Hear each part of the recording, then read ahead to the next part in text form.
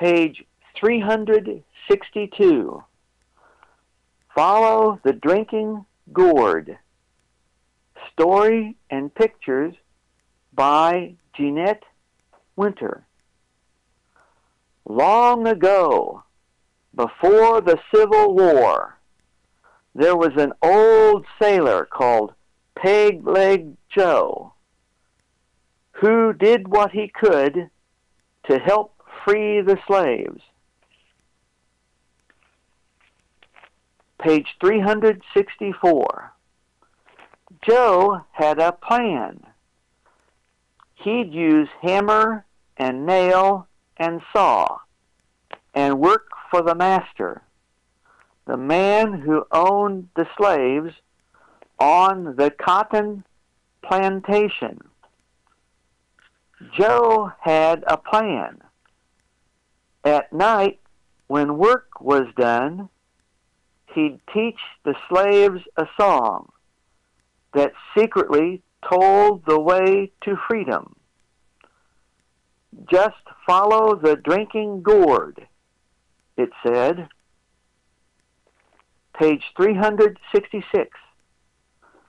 When the song was learned and sung all day, Peg-Leg Joe would slip away to work for another master and teach the song again.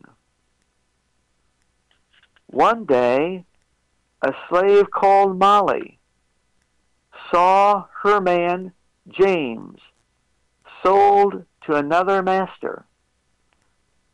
James would be taken away, their family torn apart. Just one more night together. Page 368. A quail called in the trees that night. Molly and James remembered Joe's song, and they sang it low.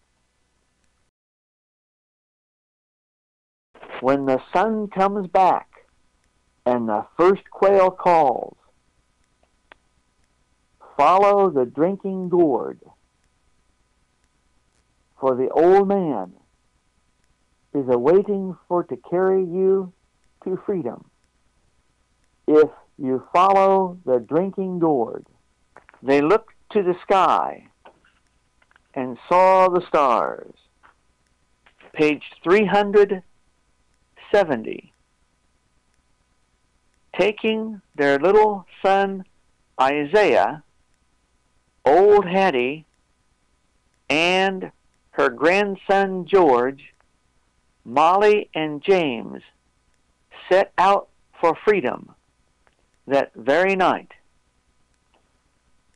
Following the stars of the drinking gourd, they ran all night through the fields till they crossed the stream to the woods.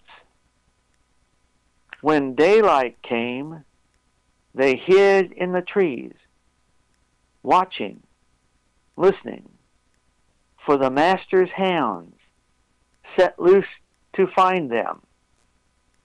But the dogs lost the runaway's scent at the stream, and Molly and James and Isaiah, old Hattie, and young George were not found. They hid all day in the woods. At night, they walked again,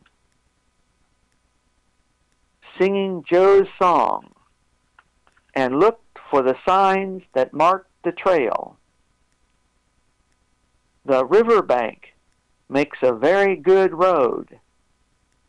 The dead trees will show you the way. Left foot, peg foot, traveling on. Follow the drinking gourd. Page 374. Walking by night, sleeping by day. For weeks they traveled on. Sometimes berries to pick and corn to snatch. sometimes fish to catch, sometimes empty bellies to sleep on, sometimes no stars to guide the way. They never knew what lay ahead. There was danger from men who would send them back, and danger from hungry beasts. But sometimes a kind deed was done. 376. One day they hid in a thicket. A boy from a farm found them. In a bag of feed for the hogs in the wood, he brought bacon and cornbread to share. Singing low, they traveled on. The river ends between two hills. Follow the drinking gourd. There's another river on the other side. Follow the drinking gourd. Page 379. On and on they followed the trail to the river's end. From the top of the hill, they saw the new path. Another river beneath the stars to lead them to freedom land. The drinking gourd led them on. The song was almost done when the great big river meets the little river. Follow the drinking gourd, for the old man is awaiting for to carry you to freedom if you follow the drinking gourd. Page 380. Then they climbed the last hill. Down below was Peg-Leg Joe, waiting at the wide Ohio River to carry them across. Their spirits rose when they saw the old man. Molly and James and Isaiah, old Hattie and George ran to the shore. Under a starry sky, Joe rowed them across the wide Ohio River. He told them of hiding places where they would be safe.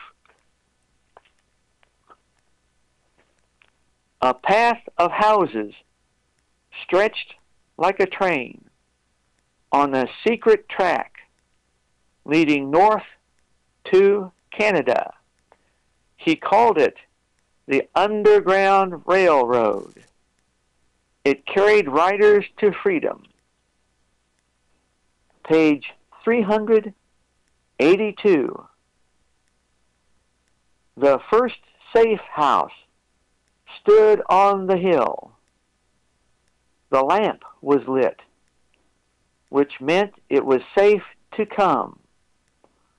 Ragged and weary, they waited while Joe signaled low with a hoot like an owl.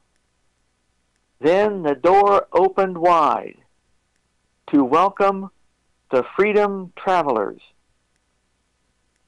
They were rushed through the house to the barn, for the farmers knew there were slave catchers near.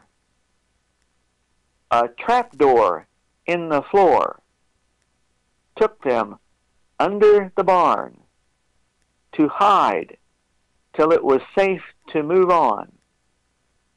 Then Peg-Leg Joe went back to the river to meet others who followed the drinking gourd. Page 384.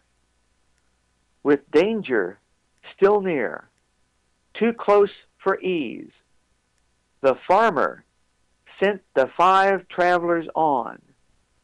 He drew a map that showed the way north on the midnight road to the next safe house, just over 2 hills.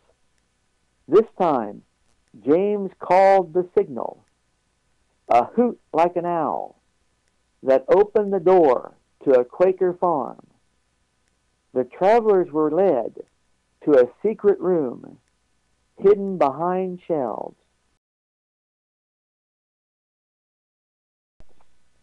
Page 386. They rested here for many days and healed their wounds. Soft beds, full meals, new clothes, hot baths, washed away some fear and pain. Isaiah smiled. When they were strong, they traveled again, from house to house on the underground trail, still following the drinking gourd north. Sometimes they traveled on foot, sometimes by cart. The wagon they rode near their journey's end carried fruit to market and the runaways to freedom. Page 388. At last they came to the shores of Lake Erie. Molly and James and Isaiah, Old Hattie and young George, climbed aboard the steamship that would carry them across to Canada, to freedom. 5 more souls are safe, Old Hattie cried. The sun shone bright when they stepped on land. They had followed the drinking gourd. Page 389. Follow the drinking gourd. Follow the drinking gourd. For the old man is awaiting for to carry you to freedom if you follow the drinking gourd. When the sun comes back and the first quail calls, follow the drinking gourd, for the old man is awaiting for to carry you to freedom if you follow the drinking gourd.